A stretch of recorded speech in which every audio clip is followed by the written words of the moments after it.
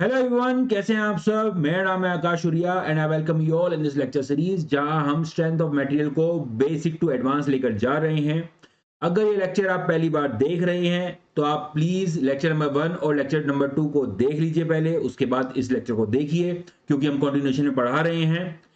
जो मेरे को पहली बार देख रहे हैं उनको मैं बता दूं कि I am presently working as an assistant engineer in PWD Uttarakhand. इससे पहले I have also qualified GATE with all India rank 149। I have worked in CPRI. I have also made a introduction video, आप जाके वो देख सकते हैं अगर आपको मेरे बारे में जानना है। चलिए शुरू करते हैं। तो आपको मैंने नॉर्मल स्ट्रेस, शेयर स्ट्रेस, इन सब के बारे में पूरा समझा दिया था। शेयर स्ट्रेस को थोड़ा और कंटिन्यू करेंगे, ठीक है, उसके बाद हम आगे चलेंगे। तो यहां पे एक पॉइंट लिखा हुआ है शेयर स्ट्रेस। हाँ, एक और था कि यहां पर एक क्वेश्चन था, ठीक है, एक मिनट। हाँ, ये स्ट्रेस टेंसर वाला जो भी मैंने नहीं बताया इसका आंसर। पहले टेंसर समझाने दो क्या होता है, उसके बाद इस क्वेश्चन पे आएंगे। ये मत सोचना कि सर ने बताया ही नहीं और आपने इसका आंसर अपनी तरफ से नहीं लिखा है। जिनको पता है टेंसर क्या होता है, खाली एक यूनिट ही है, ठीक है। लेकिन मैं ये चाहता हूं कि हर एक पॉइंट जो आप क्वेश्चन में आ रहा है उसको एक एक चीज समझाऊं, उसके बाद हम उसके आंसर पे आए। तो जिनको पता है वो कमेंट सेक्शन में लिख सकते हैं कि इसका आंसर क्या है। यहां पे आज सुपरपोजिशन थ्योरम के बारे में पढ़ेंगे, तो उसका भी एक क्वेश्चन लेके आया हुआ हूं मैं। उसकी लिमिटेशंस के ऊपर एक क्वेश्चन बनता है। तो इस लेक्चर को कंप्लीट देखिए, आई होप आपको इससे फायदा होगा। चलिए, तो यहां पर एक पॉइंट लिखा हुआ है शेयर स्ट्रेस के बारे में। Shear stress on adjacent perpendicular faces are equal in magnitude and are directed such that both points towards or both points away from the line of intersection of planes। इसका मतलब क्या है, यहां पे ये आ सकता है आपके assertion and reason में। समझिए इस बात को। तो हमारे पास यहां पर 2D में एक स्ट्रेस एलिमेंट है। यहां पर मैं आपको इस तरीके यहां पर मैं आपको इस तरीके से इसमें स्ट्रेस बना, शेयर स्ट्रेस दिखाकर बनाकर दिखा रहा हूं। अगर इस फेस पे मैंने ऊपर दिखाया है तो इस फेस पे कहां होगा, नीचे की तरफ। क्यों? क्योंकि फोर्स इक्विलिब्रियम के बारे में आपको मैंने बताया था। अपोजिट फेसेस में इनका मैग्नीट्यूड सेम होता है, डायरेक्शन अपोजिट होती है। क्यों? Because of force equilibrium. Summation of F Y equal to 0 करके बताया था मैंने, आई होप आपको याद होगा। तो यहां पर ये मेरा क्या आया, टाउ, और ये मेरा इधर क्या आ गया, टाउ। ठीक है, ये टाउ वन टाउ वन, ठीक है। अब समझिए, सुनिए। अब जो ये ऊपर वाले फेसेस हैं इनमें डायरेक्शन कैसे होगी, जरा समझिए इस बात को। यहां पर आपकी डायरेक्शन इस तरीके से होगी कि यहां पर अगर ये इसको इस तरीके से रोटेट कर रहा है, ये कौन सी डायरेक्शन है, एंटी क्लॉकवाइज अगर रोटेट कर रहा है, तो ऊपर यहां पे स्ट्रेसेस ऐसे डेवलप होंगे कि वो उसको वापस क्लॉकवाइज रोटेट करे। तो यहां पर आपका डायरेक्शन कुछ इस तरीके से होगी। यहां पे डायरेक्शन कुछ इस तरीके से हो। अब यहां पर देखिए, ये दोनों जो एरो आ रहे हैं ये यहां पे क्या कर रहे हैं, यहां पे देखिए ऐसा लग रहा है जुड़ रहे हैं। और यहां पर इस वाले पॉइंट पे देखिए ये दोनों एरो क्या जा रहे हैं, दूर दूर जा रहे हैं। ठीक है, इस वाले पॉइंट पे पास आ रहे हैं, इस वाले पॉइंट पे क्या हो रहे हैं, दूर जा रहे हैं। तो वही चीज यहां पे लिखा हुआ है, shear stress on adjacent perpendicular faces are equal in magnitude. Equal in magnitude के बारे में आपको मैंने बता ही दिया था मोमेंट इक्विलिब्रियम से। तो यहां पे क्या होगा, टाउ वन विल, एक मिनट नीचे यहां थोड़ा लिख देता हूं, tau one will be equal to tau two. यहां पर ये बात आपको मैंने मोमेंट इक्विलिब्रियम से समझा ही दी थी। चलिए, तो यहां पर क्या लिखा हुआ है, shear stress on adjacent perpendicular faces are equal in magnitude and are directed such that both points towards or both points away from the line of intersection of planes। I hope बात समझ आ गई होगी आपको। चलिए, अब यहां पे हम बात कर रहे हैं हमारे साइन कन्वेंशन की। इसको और थोड़ा डिटेल में लेके जाएंगे। इससे पहले हम साइन कन्वेंशन के बारे में पढ़ लेते हैं। साइन कन्वेंशन क्या कहता है, जरा इसको ढंग से समझिए। इसको थोड़ा सा ऊपर कर देता हूं ताकि ये 3D डायग्राम से आपको समझ आए। ये 3D एलिमेंट दिख रहा है आपको, दिख ही रहा होगा। अगर मेरे को दिख रहा है तो आपको भी दिख रहा होगा। तो यहां पर अगर मैं आपकी एक्सेस बनाऊं, अगर मैं यहां पर आपकी एक्सेस बनाऊं तो ये आपकी एक्सेस कुछ इस तरीके से होती है।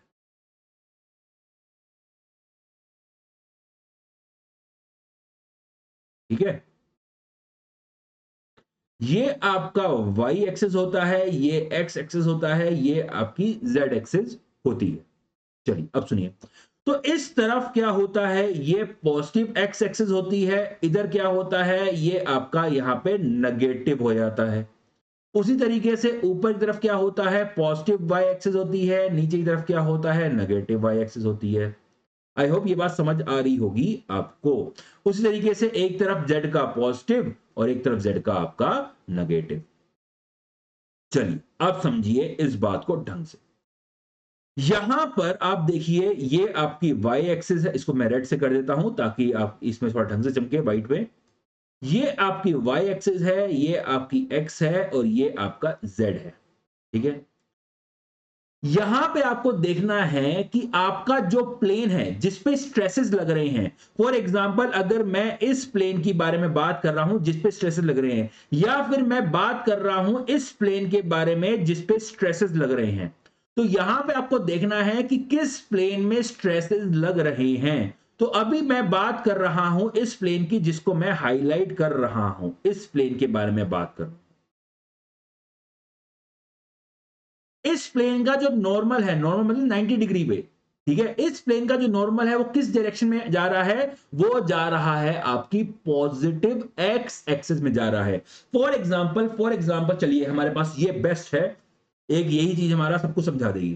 ठीक है, चलिए, तो ये 3D एलिमेंट है, एक फेज ये, एक फेज ये, एक फेज ये है, एक सामने है, एक नीचे है, एक ऊपर है, ये आपका एलिमेंट हो गया।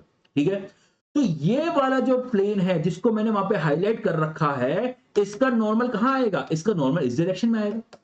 ठीक है, इस वाले कहां आएगा, ऊपर की डायरेक्शन आएगा। इस वाले कहां आएगा, इस डायरेक्शन में आएगा। नीचे वाले कहां आएगा, नीचे वाले डायरेक्शन में आएगा। इधर का इधर और पीछे का इस डायरेक्शन में आ जाएगा।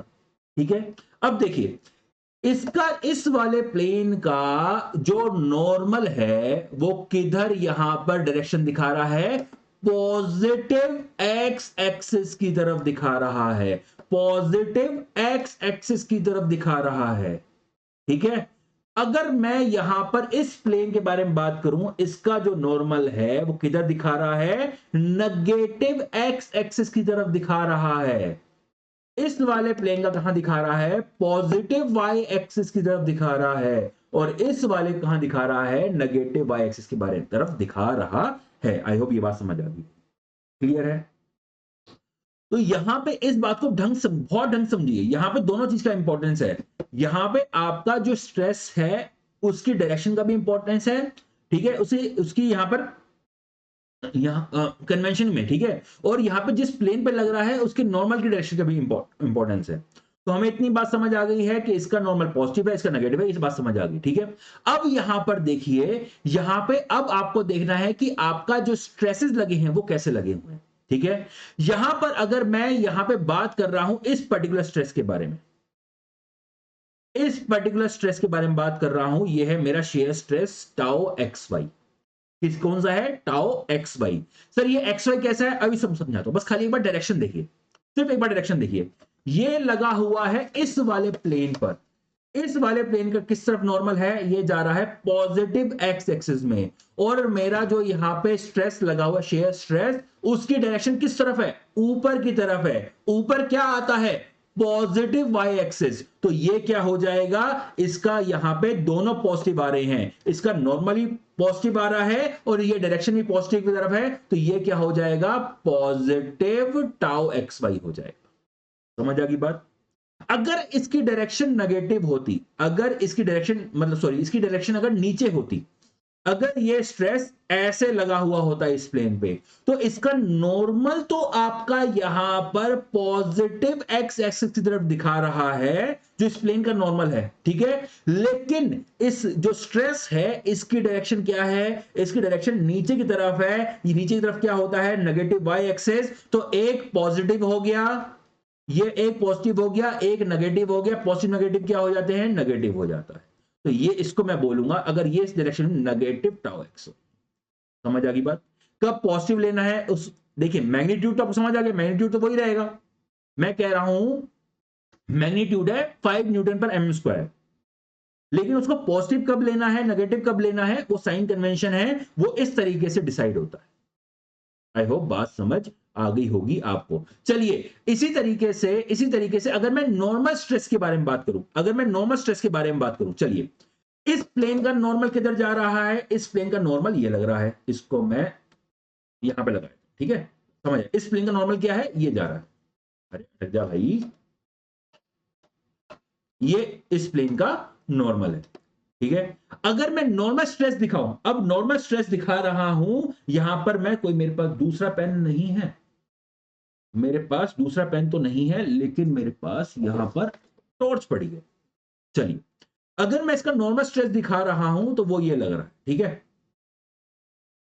चलो इसकी लेकिन डायरेक्शन देख समझ पाओगे, चलो दूसरे दूसरे पेन से दिखाए, दूसरा मेरे पास अगेन ब्लैक पेन है, ये आपका प्लेन का नॉर्मल है, ये आपका प्लेन का, हाँ दिख रहा है आपको, ये आपका प्लेन का नॉर्मल है, और ये मैं नॉर्मल स्ट्रेस दिखा रहा हूं। अगर ये नॉर्मल स्ट्रेस ऐसे लग रहा है बाहर की तरफ, तो डायरेक्शन क्या है, देखिए डायरेक्शन क्या है, पॉजिटिव एक्स एक्सिस की तरफ। तो ये मेरे पास यहां पे प्लेन था, ये मेरे पास यहां पे प्लेन है, इसका ये नॉर्मल हो गया, ये प्लेन का नॉर्मल है, और नॉर्मल स्ट्रेस कैसे लगा हुआ है, नॉर्मल स्ट्रेस भी ऐसे लगा हुआ है। तो ये पॉजिटिव एक्सेस की तरफ जा रहा है, ये भी पॉजिटिव एक्सेस की तरफ डायरेक्ट कर रहा है, तो पॉजिटिव पॉजिटिव क्या हो जाएगा, पॉजिटिव आ जाएगा। देयरफॉर टेंशन को हम पॉजिटिव लेते हैं, ठीक है। अगर ये बार होता, तो ये जो स्ट्रेस लगा हुआ है खींच रहा है ना इसको, तो टेंशन हम क्या लेते हैं, पॉजिटिव लेते हैं। आई होप बात समझ आ गई होगी आपको। वहीं कंप्रेशन को नेगेटिव क्यों लेते हैं, जरा समझिए इस बात को, जरा समझिए इस बात को, कंप्रेशन नेगेटिव क्यों लेते हैं। तो रेड से जो दिखाया है वो है प्लेन का नॉर्मल, किस प्लेन पर लग रहा है उसका नॉर्मल, और यहां पर अब मैं स्ट्रेस दिखा रहा हूं इस तरीके से, तो ये किस तरफ डायरेक्ट कर रहा है, ये डायरेक्ट कर रहा है नेगेटिव एक्स एक्सिस की तरफ, तो इसको मैं नेगेटिव ले लूंगा। पॉजिटिव नेगेटिव क्या हो जाएगा, नेगेटिव हो जाएगा, पॉजिटिव नेगेटिव क्या हो जाएगा, नेगेटिव हो जाएगा। आई होप आपको बात समझ आ रही होगी। तो दोनों के यहां पे आपको क्या लेने पड़ेंगे, यहां पे आपके साइन लेने पड़ेंगे। इतना सा बात है, इसमें कोई रॉकेट साइंस नहीं है जो आपको समझ नहीं आता है, बहुत सिंपल है। तो यही चीज लिखा है, यही चीज लिखा है यहां पर, shear stress acting on positive face. Positive face क्या हो गया, पॉजिटिव फेस कैसे पता करो, कौन सा पॉजिटिव है कौन सा नेगेटिव है। आप देखोगे उस प्लेन का नॉर्मल किस डायरेक्शन में यहां पे आपको डायरेक्ट कर रहा है, पॉजिटिव एक्सिस की तरफ या नेगेटिव एक्सिस की तरफ, पॉजिटिव वाई एक्सिस की तरफ या फिर नेगेटिव वाई एक्सिस की तरफ, ठीक है। Shear stress acting on positive face is positive if it acts in positive coordinate direction। तो यहां पे ये इंग्लिश कईयों को दिक्कत हुई समझने में, आपको मैंने सिंपल तरीके से बता दिया है, आपको प्लेन का नॉर्मल देखना है और देखना है कि स्ट्रेसेस की डायरेक्शन किस तरफ है, सिंपल। अगर पॉजिटिव पॉजिटिव आ जाए तो पॉजिटिव हो जाएगा, पॉजिटिव नेगेटिव आ जाए तो नेगेटिव हो जाएगा, क्लियर है। नेगेटिव नेगेटिव आ जाए तो पॉजिटिव हो जाएगा, नेगेटिव नेगेटिव आ जाए तो पॉजिटिव हो जाएगा, ठीक है। और यहां पर आपका क्या हो जाए, यहां पर आपका नेगेटिव पॉजिटिव आ जाए तो फिर पॉजिटिव हो जाएगा। तो ये सिंपल मैथमेटिक्स होता है, क्लियर है। आई होप बात समझ आ गई होगी, इसमें कोई भी दिक्कत नहीं होगी। चलिए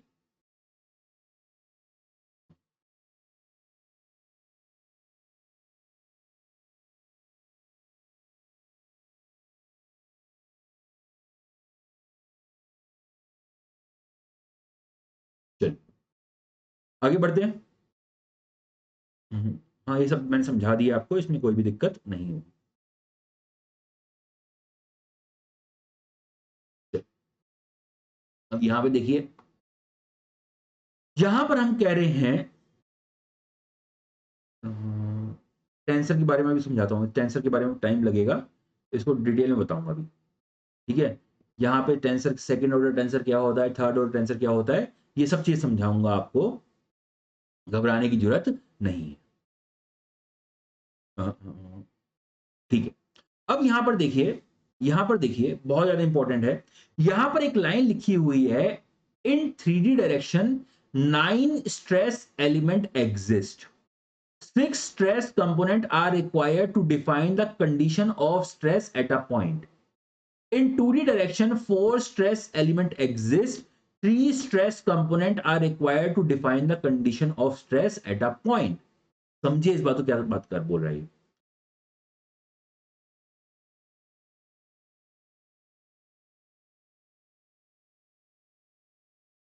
ये आपको दिख रहा है? दिख रहा है। यहां पर आपका अगर नॉर्मल स्ट्रेस दिखाना है तो ये मैंने दिखा दिया सिग्मा एक्स, इधर भी सिग्मा एक्स, ये दिखा दिया सिग्मा वाई, ये इधर भी आ जाएगा सिग्मा वाई। क्लियर है?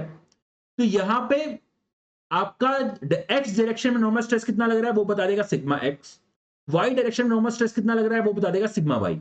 अब यहां पे शेयर स्ट्रेस कितना लग रहा है वो आपको यहां पे इस तरीके से पता चलेगा, ये हो गया टाउ। ठीक है, ये होगा टाउ। चलिए, अगर इस वाले प्लेन पे टाउ है तो इस वाले प्लेन पर भी क्या आएगा, आपका टाउ आएगा। ठीक है, अगर यहां पे इस वाले प्लेन पे टाउ है तो यहां पर क्या होगा, इस वाले प्लेन पर भी टाउ आएगा। आई होप बात समझ आ रही होगी आपको। ठीक है, तो यहां पर क्या है, यहां पर क्या, समझिए इस बात को बहुत ज्यादा ढंग से। ये टाउ वन कर दे रहा हूं, इस टाउ टू कर दे रहा हूं। ठीक है, tau one and tau two, समझिए बहुत ज्यादा ध्यान से। तो यहां पर एग्जैक्टली यहां पर स्ट्रेस की कंडीशन को समझने के लिए मुझे सिग्मा एक्स की नॉलेज होनी चाहिए, सिग्मा वाई की नॉलेज होनी चाहिए, टाउ वन की नॉलेज होनी चाहिए और टाउ टी की नॉलेज होनी चाहिए। तो वही लिखा है, in 2D condition 4 stress element exist. मुझे sigma X, sigma Y, tau one और टाउ टू दोनों की कंडीशन की, चारों की कंडीशन की नॉलेज होनी चाहिए। लेकिन एक और आगे पॉइंट लिखा है, 3 stress component are required to define the condition of stress at a point. Why?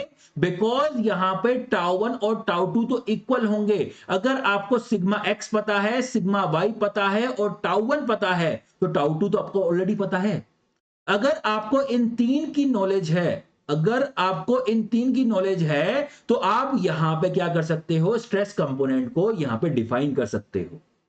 होते चार हैं, होते चार हैं, लेकिन यहां पर क्या होगी, आपको तीन ही रिक्वायर्ड कंडीशन चाहिए, तीन ही की नॉलेज चाहिए to know the exact condition. I hope बात समझ आ, यही पॉइंट वहां पे लिखा है। 3D में सेम ऐसी हो जाएगा। 3D में क्या लिखा है, 3D में आपको यहां पे कितने चाहिए, 9 एलिमेंट्स एग्जिस्ट करते हैं और 6 stress component are required to define the condition. वो कौन कौन से होंगे जरा देखो।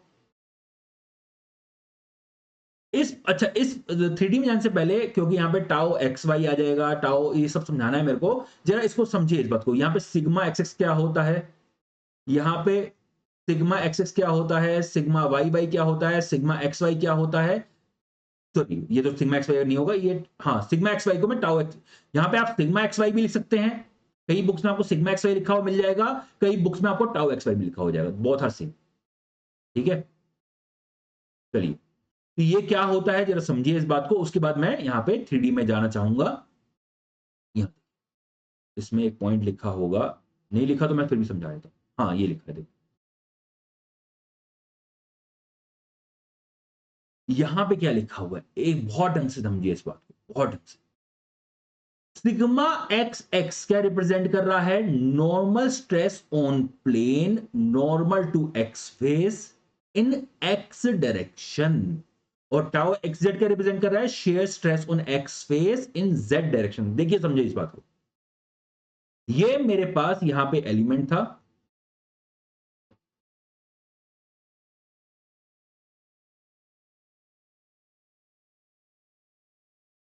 ये वाला प्लेन इसका नॉर्मल किस तरफ डायरेक्ट कर रहा है, इसका नॉर्मल जा रहा है एक्स डायरेक्शन की तरफ। कौन से एक्स डायरेक्शन की तरफ, पॉजिटिव एक्स डायरेक्शन की तरफ। ठीक है, ये जो शेयर स्ट्रेस है किस तरफ दिखा रहा है, ये दिखा रहा है पॉजिटिव वाई की तरफ। ठीक है, तो यहां पे अगर मैं स्ट्रेस को डिफाइन करूंगा तो उसको मैं डिफाइन करूंगा टाउ एक्स वाई। क्यों, किस प्लेन पे लग रहा है और किस डायरेक्शन में पॉइंट कर रहा है, किस प्लेन में लग रहा है और किस डायरेक्शन में पॉइंट कर रहा है। आई होप बात समझ आ गई होगी आपको, क्लियर है। चलिए, तो अभी मैं जब मैं आपको टाउ वन और टाउ टू की बात कर रहा था, जब मैं अभी आपको टाउ वन और टाउ टू की बात कर रहा था, उसको देखिए जरा। तो यहां पे मैंने लिखा था आपका सिग्मा एक्स, यहां पे लिखा था सिग्मा वाई, और यहां पे मैंने क्या लिखा था, टाउ 1, और यहां पे मैंने क्या लिखा था, टाउ 2। क्लियर है? अब समझिए इस बात को बहुत ढंग से। एक्चुअल में मैं ऐसे नहीं लिख सकता हूं। मुझे क्या लिखना पड़ेगा, यहां पे लिखना पड़ेगा कि ये जो एक्स डायरेक्शन में आप दिखा रहे हो, ये किस प्लेन पे लग रहा है, ये लग रहा है एक्स वाले, क्योंकि इसका नॉर्मल तो एक्स डायरेक्शन जा रहा है ना, और यहां पे किस डायरेक्शन लग रहा है। ऑब्वियस बात, नॉर्मल स्ट्रेस होगा तो एक्स डायरेक्शन में लगेगा, ठीक है, प्लेन के नॉर्मल तो लगेगा यहां पर। तो इसको मेरे को दिखाना चाहिए था सिग्मा एक्स एक्स। उसी तरीके से यहां पे सिग्मा वाई को लिखाना चाहिए था sigma Y Y, sigma Y Y. थोड़ा सा मैं इसको थोड़ा नीचे कर देता हूं ताकि ये आ जाए मेरे पे नीचे। ये हो जाएगा सिग्मा, इसको थोड़ा सा ऊपर कर देते हैं। क्यों? क्योंकि प्लेन का नॉर्मल वाई डायरेक्शन में है, और शेयर, सॉरी, जो नॉर्मल स्ट्रेस है वो भी आपको यहां पे क्या लग रहा है, वाई डायरेक्शन लग रहा है। तो कौन से प्लेन पे लग रहा है और किस डायरेक्शन में लग रहा है, तो सिग्मा वाई।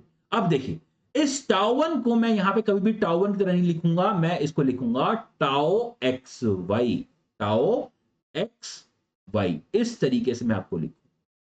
किस प्लेन पे लग रहा है, प्लेन का नॉर्मल किस डायरेक्शन में लग रहा है, एक्स डायरेक्शन में। स्ट्रेस किस डायरेक्शन में लग रहा है, वाई डायरेक्शन में, तो टाओ एक्स वाई।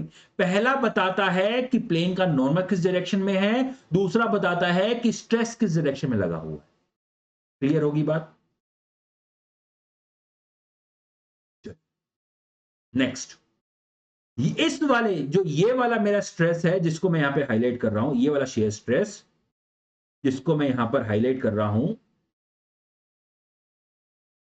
हाईलाइट, चलो कोई नहीं हो रहा तो कोई नहीं, मैं उसको ब्लू से दिखा देता हूं। ब्लू ग्रीन कुछ से भी दिखा देते हैं।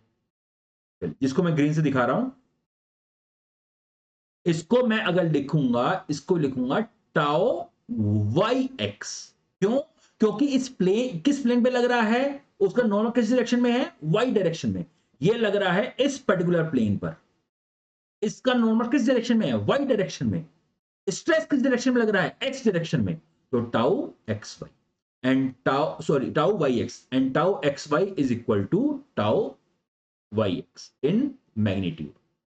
आई होप बात समझ आ गई होगी आपको। चलिए, अब यहां पर अगर मेरे को इसको मैट्रिक्स फॉर्म में दिखाना हो, अगर मेरे को इन स्ट्रेस एलिमेंट को मैट्रिक्स फॉर्म में दिखाना हो, तो मैं उसको कुछ इस तरीके से दिखा सकता हूं। एक थोड़ी सी जगह चाहिए मुझे, क्योंकि आपको ये भी दिखाना है और ये भी। चलो मैं इसको यहां पे रखता हूं, इसको इधर करता हूं, बेटर ही जाएगा। तो यहां पर आपका क्या हो जाएगा, मैट्रिक्स बन जाएगी कुछ इस तरीके से। तो फर्स्ट सिग्मा एक्स एक्स, ठीक है, यहां पे आ जाएगा सिग्मा वाई वाई, ठीक है, यहां पे आएगा टाउ एक्स वाई, और यहां पे क्या आ जाएगा, टाउ वाई। आई होप बात समझ आ गई होगी आपको। X Y, X Y. तो यहां पे क्या आ जाएगा, एक्स एक्स एक्स एक्स, ठीक है, यहां पे क्या आ जाएगा, एक्स वाई एक्स वाई, यहां पे क्या हो जाएगा, वाई एक्स। आई होप बात समझ, यहां पे वाई वाई आपका यहां पर आ जाएगा। चलिए, अब देखिए, तो यहां पे आपके चार एलिमेंट हैं, यहां पे आपके चार एलिमेंट हैं, लेकिन डिफाइन करने के लिए सिर्फ और सिर्फ आपको इन तीनों की नॉलेज होनी चाहिए, because this is equal to this. Clear होगी?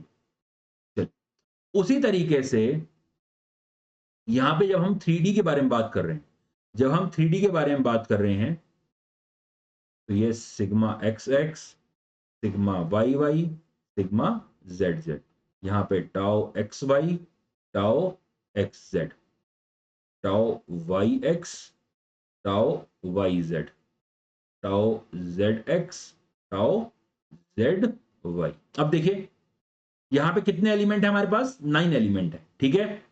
लेकिन हमें चाहिए कितने डिफाइन करने के लिए, एक तो हमें चाहिए सिग्मा एक्स एक्स, एक चाहिए सिग्मा वाई वाई, एक चाहिए सिग्मा जेड। नॉर्मल स्ट्रेस चाहिए, because sigma sigma X x और सिग्मा वाई वाई तो अलग हो सकते हैं ना, उनकी जरूरी नहीं है वो सेम हो हमेशा। ठीक है, अब देखिए, अब देखिए यहां पे क्या होगा,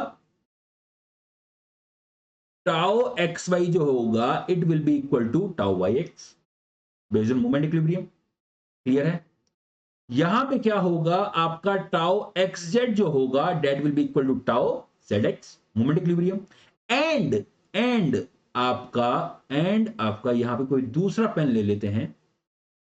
अरे आजा, यहां पे हम ले लेते हैं कोई दूसरा पेन। चलिए, हाँ, हाँ, हाँ, हाँ, हाँ, ये लेते हैं। ठीक है, एंड टाउ जेड वाई क्या होगा, टाउ वाई जेड के बराबर आपका होगा। क्लियर है? तो मेरे को यहां पे डिफाइन करने के लिए कौन कौन चाहिए, 1 2 3 4 5 एंड 6। कौन कौन से, एक ये चाहिए टाउ एक्स एक्स, अरे यार इसको ऐसे ही कर दिया। यहां पे कलर गिन लो, बस कलर गिन लो कौन कौन से कलर हैं, सिंपल सी बात, कलर गिन लोगे।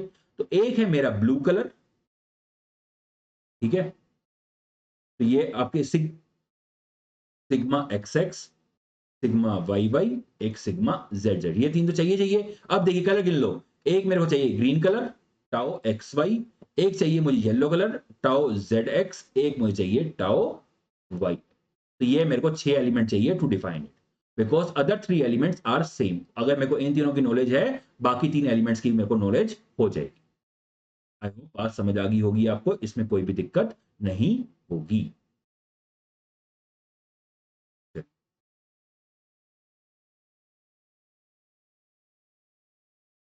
सिंपल है भाई, बहुत सिंपल है। आप बे मतलब कि इसको डरते रहते हैं इन सब चीजों से, इसमें डरने वाली कोई भी बात नहीं है इसमें। हाँ, चलो इस पे आते हैं। इससे पहले आपको मेरे को कुछ और चीजें बतानी है। चलिए पहले इसका देख लेता हूँ, उसका टाइम कितना हो गया, ज्यादा बड़ा तो नहीं हो गया लेक्चर, 27 मिनट्स में कोई नहीं। इस लेक्चर को मैं थोड़ा सा बड़ा करता हूँ, क्योंकि इसमें आपको मेरे को कई चीजें और समझानी है, उसके बाद आगे चलेंगे। ठीक है, यहां पर अब जो आता है वो आता है आपका एजम्पशंस। यहां पे आपके क्या आते हैं, एजम्पशंस। फॉर्म में हम क्या क्या एजम्पशंस लेकर चलते हैं, बहुत ज्यादा इंपॉर्टेंट है, कई बार इस पे क्वेश्चन बना हुआ है एजम्पशंस के ऊपर, इसको समझ लीजिए। फर्स्ट एजम्पशन क्या है, मटेरियल इज कॉन्टिन्यूअस। कॉन्टिन्यूअस है, कोई वॉइड नहीं है, कोई क्रैक नहीं है, एक्चुअल में कोई भी ऐसा एलिमेंट, ऐसा कोई मटेरियल नहीं है जिसमें वॉइड्स नहीं है, सब में कुछ ना कुछ होता है। ठीक है, next, material is homogeneous and isotropic. Homogeneous का मतलब क्या है, होमोजीनियस का मतलब होता है कि अगर आप डिफरेंट डिफरेंट पॉइंट्स के बारे में बात कर रहे हैं, इस पॉइंट के बारे में बात कर रहे हैं, इस पॉइंट के बारे में बात कर रहे हैं, इस पॉइंट के बारे में बात कर रहे हैं, इस पॉइंट के बारे में बात कर रहे हैं, इस पॉइंट के बारे में, हर एक पॉइंट पे, हर एक पॉइंट पे एक पर्टिकुलर डायरेक्शन में, मैं यहां पर डिफरेंट डिफरेंट पॉइंट्स के बारे में बात करूं, या तक कि होमोजेनियस के बारे में क्या होगा, डिफरेंट डिफरेंट पॉइंट्स। लेकिन जब आइसोट्रोपिक के बारे में बात करूंगा, वहां पे मैं सिंगल पॉइंट के बारे में बात करूंगा। सुनिए इस बात को, यहां पर पॉइंट्स मैनी है, लेकिन डायरेक्शन जो है वो मैं बात कर रहा हूं एक पर्टिकुलर डायरेक्शन में। अलग अलग पॉइंट पर एक पर्टिकुलर डायरेक्शन में आपकी जो यहां पर प्रॉपर्टीज होंगी वो सेम होंगी। अलग अलग पॉइंट पर एक पर्टिकुलर डायरेक्शन में आपकी जो यहां पे प्रॉपर्टीज होंगी वो सेम होंगी। At any point in one direction same property. खत्म, क्लियर होगी बात। चलिए नेक्स्ट बात कर रहे हैं हम आइसोट्रोपिक के बारे में।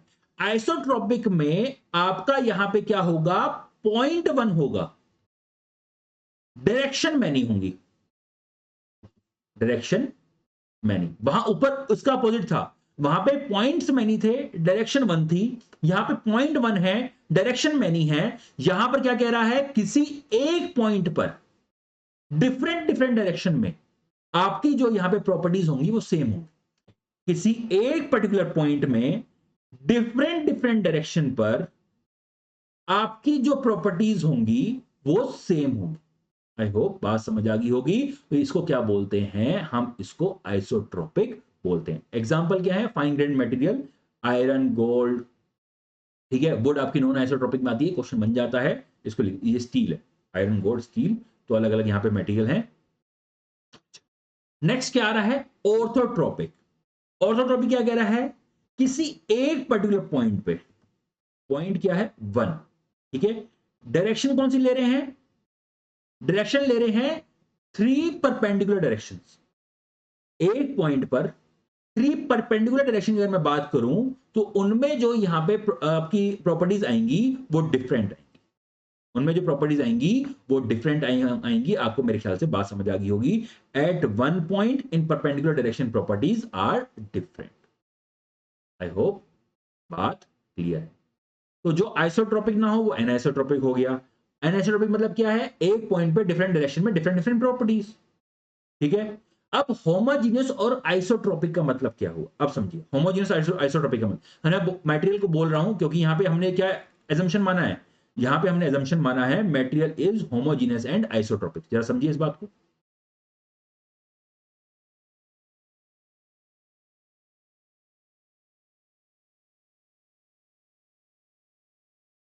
ये मेरे दो एलिमेंट हैं, इसको थोड़ा छोटा कर देता हूं।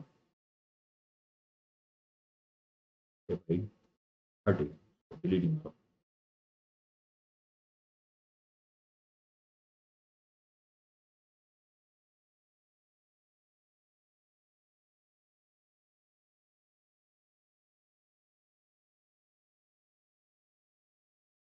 कॉपी भी नहीं हो रहा, चलो कोई, समझिए इस बात को। यहाँ दो एलिमेंट बना दिए अलग अलग अलग कलर के। मैं एक पॉइंट ये ले रहा हूं, एक पॉइंट ये ले रहा हूं, एक पॉइंट ये ले रहा हूं, एक पॉइंट ये ले रहा हूं, ठीक है। समझिए इस बात को बहुत ज्यादा ढंग से। पर इसकी जरूरत ही क्या है, चलो एक से समझा दूंगा, एक से समझ आ जाएगा, छोड़ो, दूसरे की जरूरत ही नहीं है, एक से समझ आ जाएगा। समझिए इस बात को। यहां पर अगर मैं बोलूं ये मटेरियल होमोजीनियस है, इसका मतलब है अगर इधर आपकी डायरेक्शन में सिग्मा आ रहा है, ठीक है, इधर भी क्या आएगा, सिग्मा आएगा। सिग्मा वन लिख देता हूं, ज्यादा बेटर है। सिग्मा वन, सिग्मा वन, इस वाले डायरेक्शन में क्या आएगा, सिग्मा वन, और ये सिग्मा वन। होमोजेनियस का मतलब यही हुआ, many points, particular direction, property same, ठीक है। तो यहां पे डिफरेंट डिफरेंट पॉइंट्स पर एक डायरेक्शन में आपकी प्रॉपर्टी सेम आ रही। अब आ जाइए आइसोट्रोपिक। आइसोट्रोपिक बात करता है एक पर्टिकुलर एलिमेंट के, एक पर्टिकुलर पॉइंट के बारे में। चलो मैं पकड़ लेता हूं ये वाला पॉइंट। इस वाले पॉइंट में अगर इधर डायरेक्शन आपकी, इधर इस वाले डायरेक्शन सिग्मा वन आ रहा है, कोई कोई भी बोल रहा हूं सिग्मा वन, इसको स्ट्रेस में समझिए, ठीक है, कोई भी एक प्रॉपर्टी में बोल दे रहा हूं।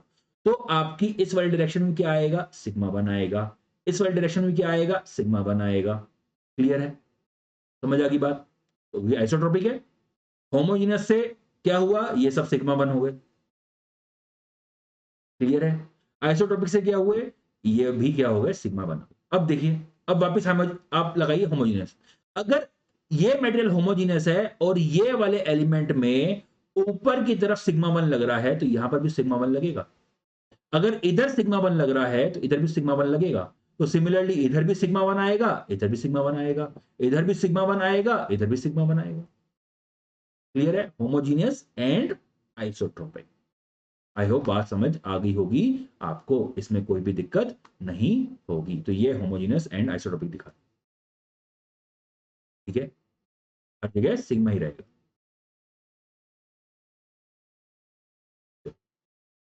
Any point in any direction same property.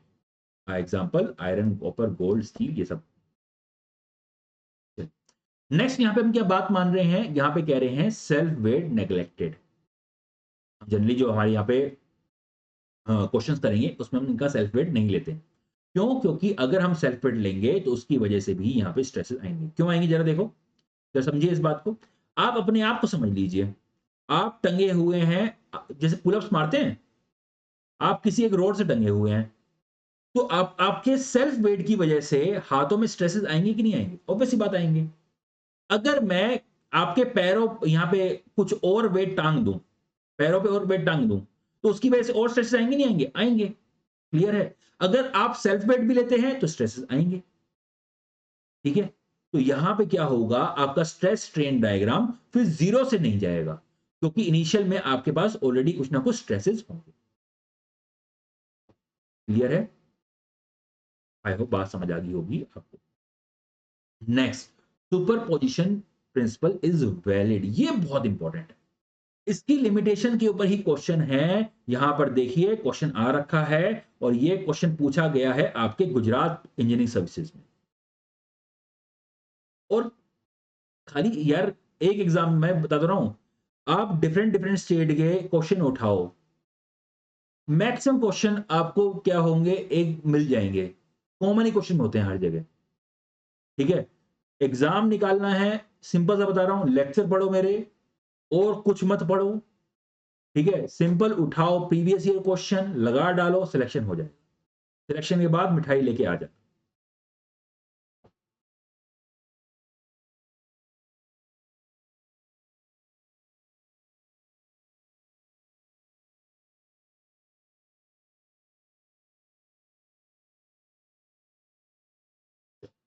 हम कहां थे, हाँ यहां पर। अब हम बात कर रहे हैं सुपर पोजिशन प्रिंसिपल के बारे में। सुपर पोजिशन प्रिंसिपल क्या कह रहा है? सुपर पोजिशन प्रिंसिपल कह रहा है कि मान लो ये आप हो, मान लो ये आप हो, आपकी हो गई किसी से लड़ाई, आपकी होगी किसी से लड़ाई, तो आपने क्या किया, इसको मारा, एक खिंचा कर चाटा। कितने उस फोर्स का? 1 न्यूटन का। ठीक है, 1 न्यूटन। फिर आपको आया, उसने कुछ और उल्टा सीधा बोल दिया, आपको और गुस्सा आया, आपने एक और खिंचा के चाटा मार दिया, तो इसका क्या आया, अब फोर्स लगाया आपने 2 न्यूटन का। ठीक है, फिर आपने कहा कि यार दो से मजा नहीं आ रहा, एक और चाटा मारता हूं, आपने एक और चाटा मार दिया 3 न्यूटन का। क्लियर है? समझ आ गई बात? अब तीन चाटों की वजह से उसके गाल का जो हाल होगा, उसके गाल का जो हाल होगा, वही हाल तब होता जब आप उसे एक ही चाटा मारते, एक ही चाटा मारते, और वो मारते 6 न्यूटन का। ठीक है, इनके बराबर, इस फोर्स के बराबर जितना चाटा अगर मारते, एक ही चाटा, कराटे मारना सीखे हुए होते, एक चाटा मारते, वहीं पे ढले। ये होता है सुपरपोजिशन प्रिंसिपल, सिंपल सी चीज है।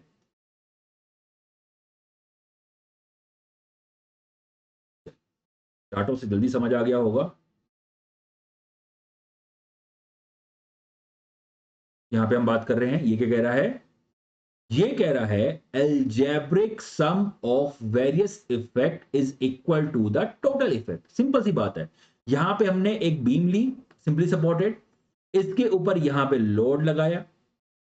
ठीक है, फिर इस तरीके से वो पहले पॉइंट लोड था, अब फिर यूबीएल आ गया, यूनिफॉर्मली वेरिंग लोड, फिर यहां पे एक मूवमेंट आ गया। ये जो कुछ ना कुछ यहाँ पे क्या दे रहा होगा, इस तरीके डिफ्लेक्शन दे रहा होगा, ये भी क्या कर रहा होगा, इस तरीके से डिफ्लेक्शन दे रहा होगा, ये क्या कर रहा होगा, इस तरीके से डिफ्लेक्शन दे रहा होगा। ठीक है, तो ये तीनों मिलकर जो डिफ्लेक्शन दे रहे हैं, अलग अलग डिफ्लेक्शन दे रहे हैं। ठीक है, अगर उनका सम करूं तो वो यहां पर क्या होगा, तीनों मिलकर उतनी ही टोटल यहां पे आपकी डिफ्लेक्शन देंगे। जो अलग अलग की वजह से यहां पे इफेक्ट आ रहा है, अलग अलग की वजह से यहां पे डिफेक्ट आ रहा है, तीनों अगर उनका सम कर दूं और तीनों एक साथ लगा दूं, वो इफेक्ट क्या होगा, सेम होगा।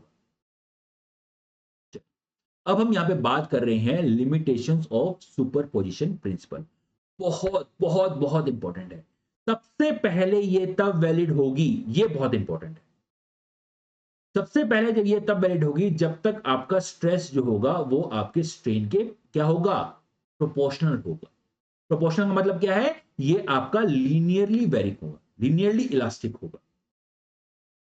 ये बहुत इंपॉर्टेंट पॉइंट है, इसको नोट कर लो, ये कई एग्जाम में दिख जाएगा। Superposition principle is valid when, कब वैलिड होगी, जब आपका stress is proportional to strain और यहां पे क्या होगा, लीनियरली इलास्टिक मेंबर होगा। आई होप बात समझ होगी। Hooke's law is valid, Hooke's law is valid. समझ आ गई बात? क्लियर है?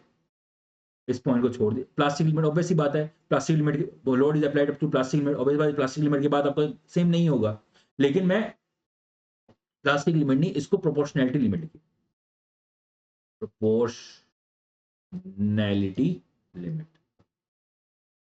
ठीक है, load is applied to proportionality limit. Proportionality limit का मतलब क्या है, आपका यहां पे लीनियरली वेरी कर रहा है। अगर आप स्ट्रेस स्ट्रेन डायग्राम देखें, वैसे इसको मैं पूरा डिटेल में बताऊंगा, अभी खाली एक रफ डायग्राम बना के बता दे रहा हूं आपको। आपका स्ट्रेस स्ट्रेन डायग्राम पहले लीनियर होता है, फिर इस तरीके से कर्व आया था, माइल्ड स्टील के बारे में बात कर रहा हूं, फिर इस तरीके से आपका स्ट्रेस स्ट्रेन डायग्राम आया था। तो यहां पे आपकी क्या होती है, ये यहां पर आती है एक प्रोपोर्शनैलिटी लिमिट, फिर अपर यील्ड पॉइंट, फिर लोअर यील्ड पॉइंट। तो यहां जहां तक आपका ये लीनियरली वेरी कर रहा है, जहां तक आपका ये लीनियरली वेरी कर रहा है, ठीक है, सिर्फ और सिर्फ वहां तक वैलिड, इसलिए proportionality limit. Next, deformations are very small, deformations are very small. ये ना, ये जो डिफॉर्मेशन, कई बच्चों को कंफ्यूजन आता है, sir deformations are very small हम क्यों लेते हैं, जरा समझिए इस बात को, समझिए इस बात को। डिफॉर्मेशन आर वेरी स्मॉल लिखने की जरूरत नहीं थी, ये इसके अंदर ही इनकॉर्पोरेटेड है। ऐसा क्यों, देखिए यहां पर देखिए, आपका जो स्ट्रेस है और स्ट्रेन जो है वो आपका लिनियरली तब तक ही यहां पे क्या करेंगे, वेरी करेंगे, जब तक आपके यहां पर क्या है, डिफॉर्मेशंस बहुत स्मॉल हैं।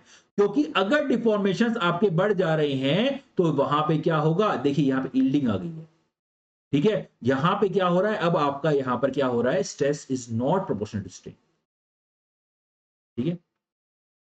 तो ये इसमें ही अंदर इनकॉर्पोरेटेड है, आपको बेमतलब कंफ्यूजन होती है इसी वजह से। यहां पे क्या है, इसी वजह से यहां पे क्या लिखा है, deformation are very small. Large deformation के लिए ये चीज वैलिड नहीं है। चलिए क्वेश्चन पे आ जाइए, क्वेश्चन में शायद ये लिखा है, क्वेश्चन में शायद एक मिनट जा भाई। Next, the principle of superposition for deflection of beams subjected to a number of loads can be applied in the case of large deformation। गलत है, स्मॉल डिफॉर्मेशन के लिए होता है। आई होप बात समझ आ क्लियर है, आई होप ये बात क्लियर होगी, इसमें कोई भी दिक्कत नहीं होगी आपको। चलिए next, in the principle of superposition the resultant deflection due to the loads will be algebraic sum of deflection due to each load acting separately। कुछ तो यही तो बोला है इसने, जो मैंने चार्टे वाली बात बताई है, पहले चार्टा हमारा 1 2 3, फिर हमारा 6 न्यूटन का, तो इनकी वजह से जो गाल का हाल होगा वही 6 न्यूटन की वजह से होगा, वही कह रहा है। The resultant deflection due to all loads will be algebraic sum of deflection due to each load acting separately। जब लोड अलग अलग लग रहे हैं, उनकी वजह से डिफ्लेक्शन आ रहा है, उनका सम करो, फिर एक बीम पे तीनों लगा दो, ठीक है, एक बीम पे सारे लोड लगा दो जो अलग अलग लगा रहे थे, उन सब जो जब सारे लगेंगे उसकी वजह से डिफ्लेक्शन आएगा, that will be equal to the algebraic sum of when acting individually। चलिए, तो यहां पर आपको मैंने बता दिया है, तो इसका आंसर क्या होगा, ए फॉल्स है, आर ट्रू है, ट्रू है, ट्रू। चलिए, हाँ ठीक है ठीक है ठीक है, अभी तो उसमें थे ना, ये वाला। Next, not valid for deep beams, not valid for deep beams. Deep beams में क्यों वैलिड नहीं होगा, सुनिए इस बात को, यहां पर सुपरपोजिशन जो प्रिंसिपल है तब तक ये वैलिड है जब तक ज्योमेट्री डिटोरिएट नहीं हो रही, जब तक ज्योमेट्री क्या है, चेंज नहीं हो रही है। डीप बीम्स में क्या होता है कि आपकी लोडिंग की वजह से डिटोरिएशन आ जाता है शेप में, इस वजह से आपकी डीप बीम्स में वैलिड नहीं होती। डीप बीम्स किसको मानते, जनरली जिसकी लेंथ, जिसकी थिकनेस क्या हो आपकी 750 mm से ज्यादा हो। नेक्स्ट, सिंकिंग ऑफ सपोर्ट में, सिंकिंग ऑफ सपोर्ट में ये वैलिड नहीं होता है, याद रखिएगा, बहुत इंपॉर्टेंट है, ठीक है। एक्सिस जो है वो आपकी कर्व हो जाती है, डिस्टोर्टेड हो जाती है, ज्योमेट्री डिस्टोर्ट हो जाती है, अगेन वैलिड नहीं है। लॉन्ग कॉलम्स में वैलिड नहीं है, क्यों, लॉन्ग कॉलम्स में क्या हो रहा है, इस तरीके से बकलिंग हो जा रही है, एक्सिस सही नहीं, सेम नहीं रहती है, ठीक है, शेप यहां पे डिटोरिएट हो जा रही है, उसकी बकलिंग हो जा रही है, तो लॉन्ग कॉलम में वैलिड नहीं है।